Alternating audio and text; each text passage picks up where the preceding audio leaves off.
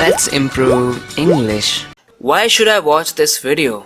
If you're wondering, then let me explain this to you in simple lines why you should watch this video instead of giving a long introduction, probably boring. You should watch this video because you'll learn useful phrases and words in daily life sentences. You'll practice well by trying to translate the sentences that I mention in Hindi. You'll learn how to say certain things in multiple ways. You'll have a great listening practice as you watch the video. तुम तो उसके सारे झूठ सच मान लेते हो. इसे हम इंग्लिश में कैसे कह सकते हैं? You consider all his lies to be true. या फिर आप कह सकते हैं You believe all his lies. You believe all his lies. But I think the best and natural way to say this is You fall for all his lies. You fall for all his lies. If you fall for something, it means you believe it. Although it's not true. You fall for it. You fall for all his lies. यानी तुम उसके सारे झूठ सच मान लेते हो. Let's take another example. उसने कहा वो तुम्हें पैसे देगा और तुमने सच मान लिया और तुमने मान लिया ये. He said he would give you money and you fell for it. He said he would give you money and you fell for it. Fall for something यानी किसी झूठ बात को सच मान लेना. Don't fall for anything he says. वो जो भी कहे उसको सच मत मान लेना, बेवकूफ़ मत बन जाना. Don't be tricked into believing something that's not true. Don't fall for it. Fall for का एक और तरह से मीनिंग होता है, एक और मतलब होता है. If a boy falls for a girl, if a girl falls for a boy, मतलब they start developing feelings towards the other person. They start developing the feelings. So it means he has fallen for her. मतलब उसको उससे प्यार हो गया है. Fall for somebody. तुम इस झंझट को पहले ही ख़त्म कर सकते थे. जो मैं आपको सिखाना चाहता हूँ वो ये है. You could have nipped it in the bud. You could have nipped it in the bud. If you nip something in the bud, it means you stop a problem. You stop a problem before it gets worse. आप किसी situation को पहले ही संभाल लेते हैं, इससे पहले कि वो एक बड़ा रूप ले ले और उसके साथ डील करना और भी मुश्किल हो जाए. इसलिए आप उसके साथ पहले ही डील कर लेते हैं, उससे पहले ही निपट लेते हैं. It means you nip something in the bud. तो हिंदी में लगभग ऐसे कहेंगे कि तुम इस झंझट को पहले ख़त्म कर सकते थे. तो इंग्लिश में हमने बोल दिया You could have nipped it in the bud. Of course आप दूसरे तरीके से बोल सकते हैं You could have handled this earlier. You could have handled this problem, this hassle, this nuisance earlier. ऐसी प्रॉब्लम्स को पहले ही ख़त्म कर देना चाहिए. इसे इंग्लिश में हम कहेंगे Such problems should be nipped in the bud. Such problems should be nipped in the bud. मतलब इससे पहले कि ये बड़ा रूप ले ले, उससे पहले ही इनको ख़त्म कर देना चाहिए. उसने बिना किसी सहारे के सफल होकर दिखाया. बिना किसी सहारे के, अपने बलबूते पे, बिना किसी के सहयोग के अपने आप कुछ करना. I'm gonna teach you an idiom. He went out on a limb to get successful. If you go out on a limb, it means you're all alone. Nobody is helping you or supporting you. You are all alone.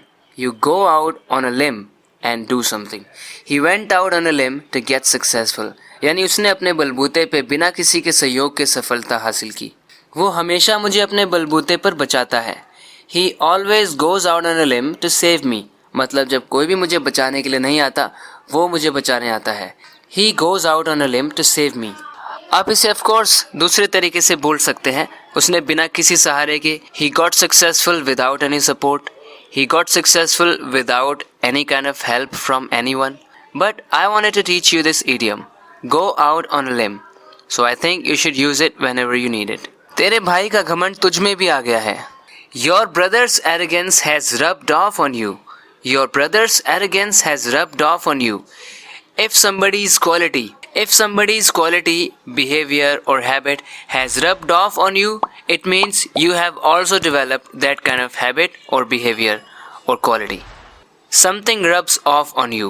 मतलब किसी के अंदर कोई कुछ हरकत थी, कोई problem थी या कोई भी उसकी आदत थी और वो अब किसी और में आ गई. मतलब rub off on का हम इस तरह यूज़ करते हैं. Let's take a look at another example. मैं नहीं चाहता कि उसकी बुरी आदतें तुझ में भी आ जाएं. I don't want his bad habits to rub off on you.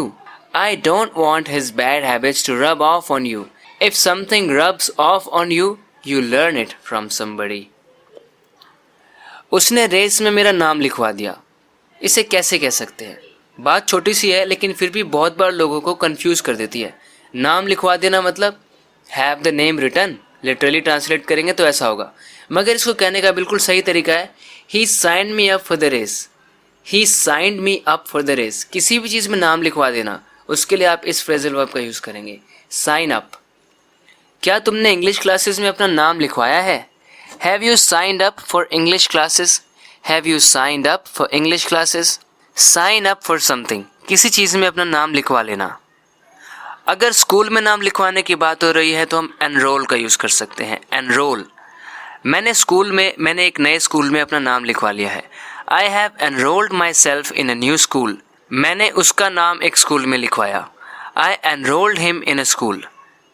But अगर किसी तरह का कोई कोर्स है, कोई चीज़ है, उसमें आप अपना नाम लिखवा रहे हो, you are signing yourself up for it. You are signing up for it. बस अब बर्दाश्त की सीमा पार हो गई, मैं तुम्हारी बकवास और नहीं सुनूंगा। That was the last straw. I will no longer put up with your nonsense. That was the last straw. If you say that something is the last straw, इसका मतलब अब आपने बहुत बर्दाश्त कर लिया है, अब बर्दाश्त की सीमा पार हो गई है, अब और बर्दाश्त नहीं किया जाएगा। That was the last straw. I will no longer put up with your nonsense. इसका यूज़ इस तरह भी हो सकता है कि आपने बहुत सारी प्रॉब्लम्स का सामना किया और फिर और प्रॉब्लम आ गई, फिर तो हद ही पार हो गई। उसके बाद फिर आप एकदम टूट गए, मतलब कि बहुत बुरा टाइम आ गया, फिर तो हद ही पार हो गई। जैसे जब मेरी नौकरी छूटी तब तो हद ही पार हो गई। जैसे मैंने इससे पहले कई बातें बताई है कि मेरे साथ ऐसा हुआ, वैसा हुआ, वैसा हुआ और फिर नौकरी भी छूट गई। नौकरी छूटी तो हद ही पार हो गई। It was the final straw when I lost my job. जी हाँ फ्रेंड्स, आप लास्ट स्ट्रॉ या फाइनल स्ट्रॉ बोल सकते हैं।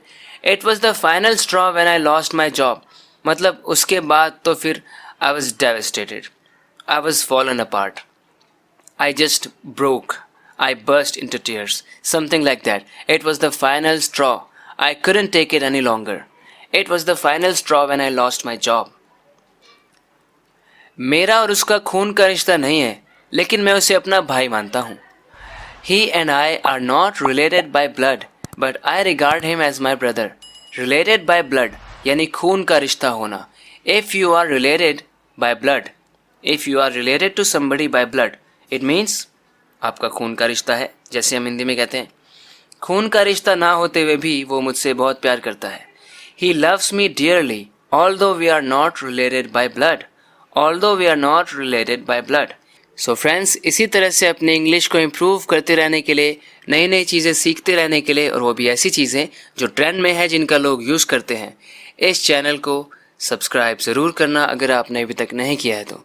सो फ्रेंड्स, बात करते हैं अगले वीडियो लेसन में। तब तक के लिए अपना ख्याल रखना। Take care and bye bye.